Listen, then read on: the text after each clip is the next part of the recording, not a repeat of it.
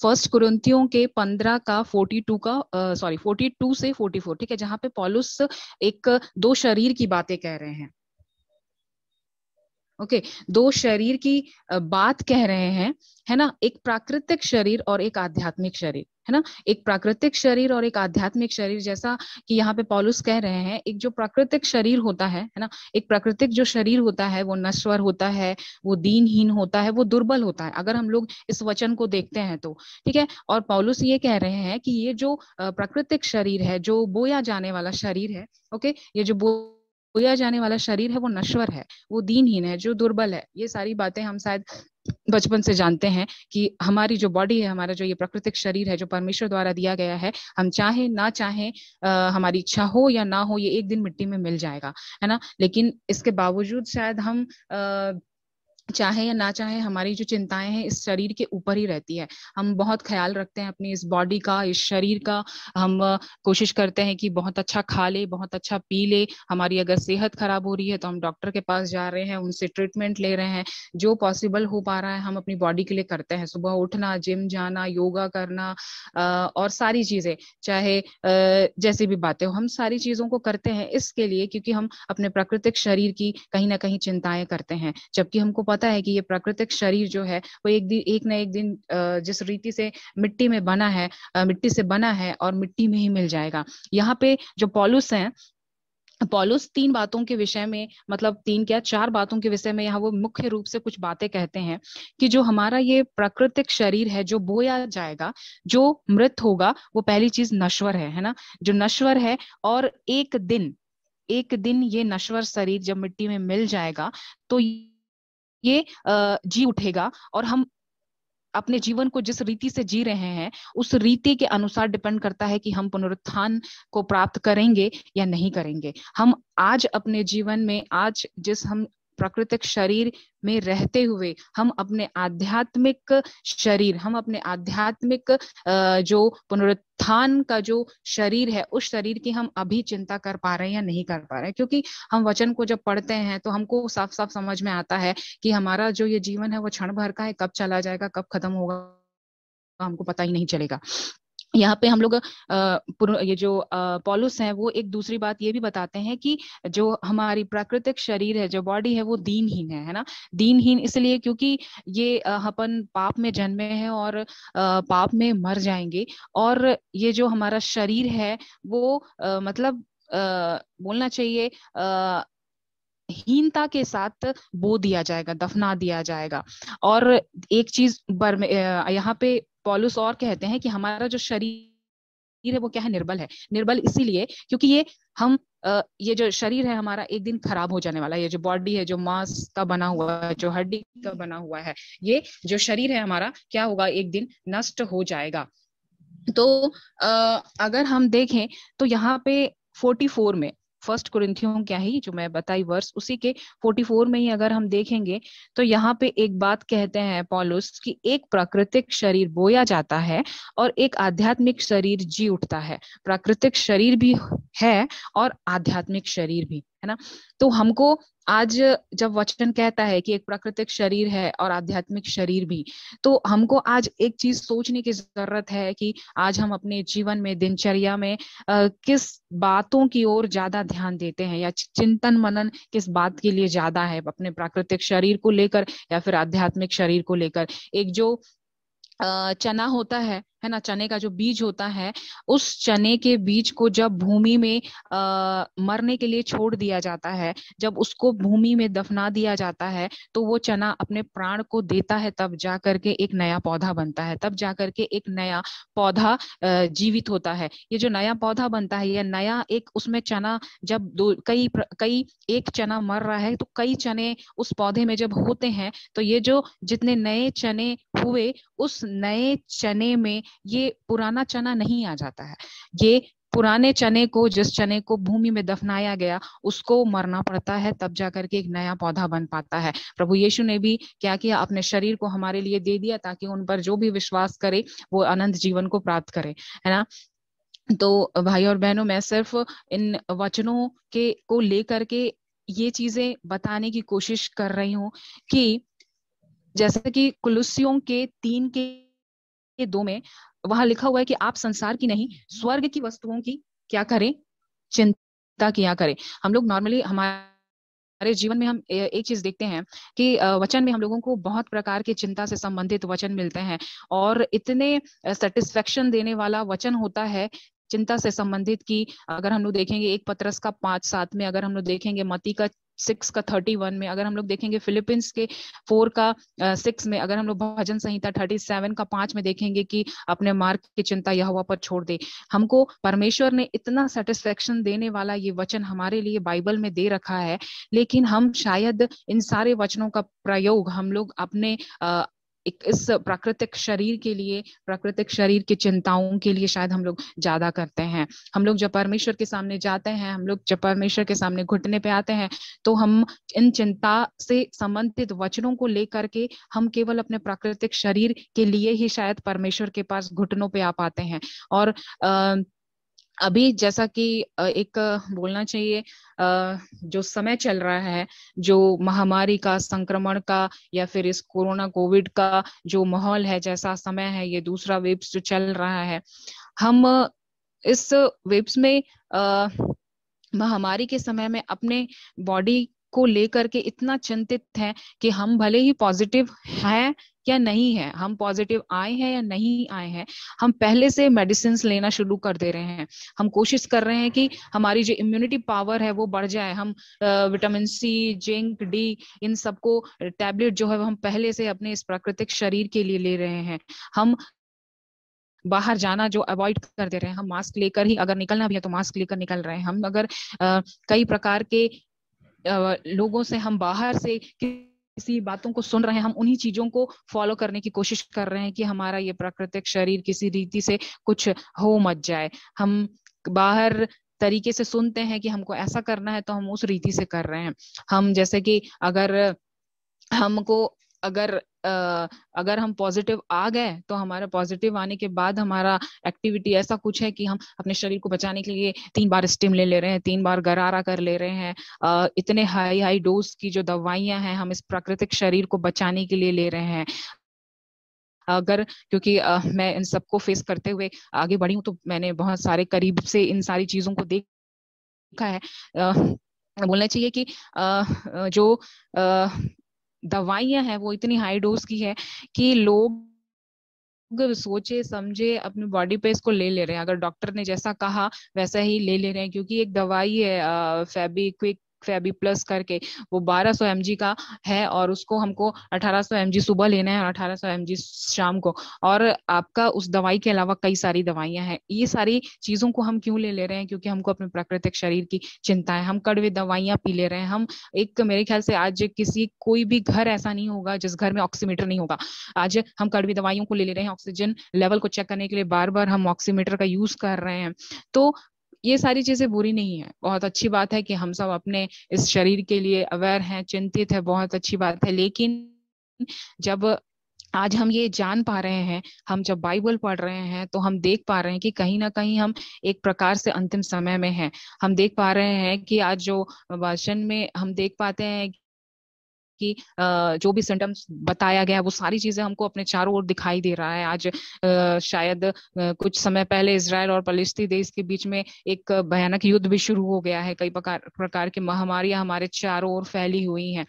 आज हम जो है कहीं ना कहीं अपने जीवन को लेकर के बिल्कुल चिंतित हैं, और जरूरी भी है। लेकिन एक मसीही होने के नाते हमको अपने उस प्राकृतिक शरीर के साथ साथ आवश्यक है कि हम अपने उस आध्यात्मिक शरीर के विषय में भी हम मनन चिंतन करें, हम सोचें। क्योंकि शायद हमारा सोचना, हमारी बॉडी आज जब तक हमारे साथ है, उस आध्यात्मिक शरीर के विषय में हम तब तक ही सोच सकते हैं, तब तक ही हम वर्क कर सकते हैं, और उसके बाद हम कुछ भी नहीं कर सकते हैं। जिस दिन हमारा शरीर जो है वो मिट्टी में मिल जाएगा, उसके बाद हम कुछ भी नहीं कर सकते। तो यहाँ पे अगर हम कुछ चीजों को देखें तो ये कि जैसे कि हम अपने शरीर पे जो इस वायरस से बचने के लिए जो एक हाई डोज की दवाइयां ले ले रहे हैं, है ना। हम जरूरी है मेरे ख्याल से हम सबको इस बात का कि हम आज अपने प्राकृतिक शरीर के लिए जिस रीति से कार्य कर रहे हैं, हम चिंता में हम अपने बॉडी पे एक हाई डोज की दवाइयां और सारी चीजों को ग्रहण कर ले रहे हैं, उसी रीति से हमको जरूरी है कि हम अपने आध्यात्मिक शरीर की चिंता में हमको जरूरी है कि हम एक हाई डोज का वचन, चाहे वचन हमारे लिए कड़वा हो या मीठा हो या जैसा भी हो, हमको उस वचन को आज ग्रहण करने की जरूरत है। हमको शायद अगर हम अपने प्राकृतिक शरीर के लिए हाई डोज से रिलेटेड हम क्या कर रहे हैं, कड़वी दवाइयों को या बाकी चीजों को ले पा रहे हैं, तो हमको जरूरत है कि हम भली रीति से हम उच्च स्तर की हम प्रार्थनाएं करें, पश्चाताप करें, हम अधिक से अधिक समय परमेश्वर के साथ बिताने की कोशिश करें। हम सिर्फ खुद के लिए नहीं, अपने परिवार के लिए भी, केवल अपनी बॉडी के लिए नहीं, केवल अपने आध्यात्मिक शरीर के लिए नहीं, हमको जरूरी है कि आज हम अपने आध्यात्मिक जीवन के साथ साथ हम अपने परिवार के उस आध्यात्मिक शरीर की भी चिंता करें, चिंतन करें, जिसके विषय में परमेश्वर हमको बताते हैं। अगर हम लोग एक वचन देखेंगे कुलुस्सियों के 3:5 में, यहाँ लिखा हुआ है कि इसलिए आप लोग अपने शरीर में इन बातों को निर्जीव करें जो संसार की है, अर्थात विचार, अशुद्धता, कामुकता, विषयवासना और लोभ जो मूर्ति पूजा के सदृश है ना। हम लोग कई वचन देखते हैं जिसमें साफ साफ बताया गया है कि हमारा जो चिंतन मनन है वो किस चीजों की ओर होना चाहिए और ऐसी कौन सी चीजें हैं जो हमको अपने जीवन से, अपने इस शरीर से बाहर निकालने की जरूरत है। तो हम लोग आज ये भी देखते हैं बहुत सारी चीजें कि जैसा कि आज का जो ये समय है ना, आज का जो ये समय है, हम बहुत सारे पास्टर्स, बहुत सारे बोलना चाहिए कि बड़े बड़े ऐसे दिग्गज आध्यात्मिक लोग जो कि आज नहीं रहे हैं या फिर डेथ कर जा रहे हैं, तो हमारा विश्वास उन सारी चीजों को देखकर कहीं ना कहीं डगमगाने लगता है कि क्या मैं जिस रीति से मेरा आध्यात्मिक जीवन चल रहा है, क्या मैं जीवित रह पाऊंगी या फिर क्या सच में मैं परमेश्वर से मिल पाऊंगी, या किस रीति से बहुत सारे क्वेश्चन कि इसका डेथ क्यों हो गया, इसकी मृत्यु क्यों हो गई। आज हम लोगों को शायद ये क्वेश्चन अपने दिमाग में आता भी है तो इसको हटाने की जरूरत है, और उस क्वेश्चन का आंसर ढूंढने के बजाय शायद हमको ये करने की जरूरत है कि हम आज परमेश्वर के करीब बैठें और अपने आध्यात्मिक जो शरीर है उसके विषय में हम चिंतन मनन करें। अगर जो मूसा थे, अगर परमेश्वर से ये क्वेश्चन पूछने लग जाते कि मैं एक आरामदायक जीवन जी रहा था, आपने मुझे क्यों चुन लिया और उस रास्ते पे क्यों भेज दिया कि मैं इसराइलियों को छुड़ाऊं। अगर यूसुफ अपना क्वेश्चन मार्क परमेश्वर की ओर करते कि जो भी परेशानी मेरे जीवन में आ रही है वो क्यों आ रही है। अगर अब्राहम ये क्वेश्चन मार्क करने लगते कि कौन सा देश है, जब तक आप मेरे को नहीं बताओगे, क्योंकि परमेश्वर ने अब्राहम को वो उस देश के विषय में या उस देश का नाम नहीं बताया था जिस नाम को लेकर अब्राहम को निकलना था। अब्राहम बिना उस देश के नाम को जाने बिना ही अपने परमेश्वर के उस वचन को सुनकर वो निकल पड़ते हैं। आज हमको जरूरत है कि हम इधर उधर की किसी चीजों को ना सुनते हुए, ना देखते हुए परमेश्वर की ओर अपना ध्यान लगाएं। और जैसा कि ये दो बातों के विषय में कि जो हमारा प्राकृतिक शरीर और ये हमारा आध्यात्मिक शरीर के विषय में जो बात है, हम ये जो एक जिस रीति से मैंने स्टार्टिंग में बताया कि एक जो चना होता है वो जब तक मर नहीं जाता, एक नया एक रिजरेक्टेड जो बीज है वो नहीं बन सकता। आज हमको जरूरत है कि हम अपने इस शरीर को, जो बोया जाने वाला शरीर है, उस शरीर को हम बोने के लिए, उस शरीर को हम मारने के लिए रेडी रहें, और अपना जो एक आध्यात्मिक शरीर है, एक जो अपना एक रिजरेक्शन जो सीड्स है, उस सीड्स के लिए हम सोचने की कोशिश करें, मनन चिंतन करने की कोशिश करें। तो आज के इस वचन से परमेश्वर आप सबको बहुतायत से आशीष दे। Praise the Lord.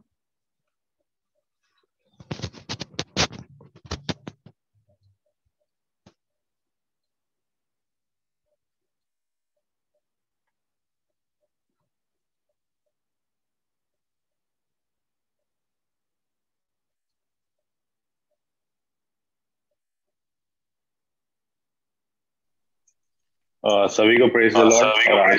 और आज के वचन के लिए विशेषकर संगीता मैडम को बहुत बहुत धन्यवाद।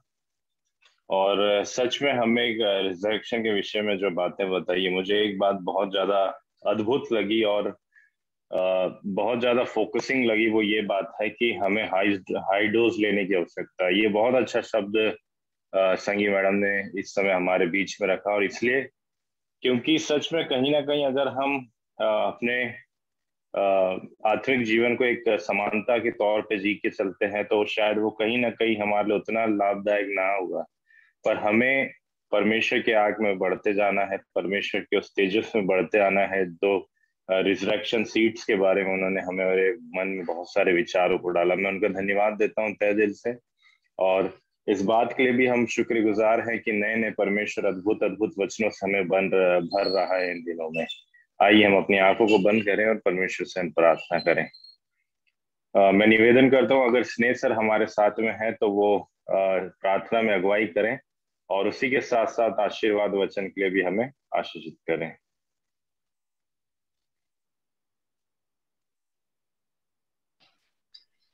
जी आइए दुआ करते हैं। आवाज आ रही है मेरी?